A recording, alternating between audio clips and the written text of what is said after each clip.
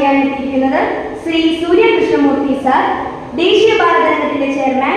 advocate T Sasheendra Prasad, councillor Shri Madhavadas sir, doctor Jacob Pulikkan sir, doctor Rajendra Pillai sir, Shri V K Mohan, Shri Chala Sudhakaran, Shri N Sugathan, Shrimati Aparna Murali, Shri T P Prasad, Shri Bhuvanendran Nair, Shri Adivan Sreekantan, Minna Ranjin, Shrimati Yasmin Sulaiman,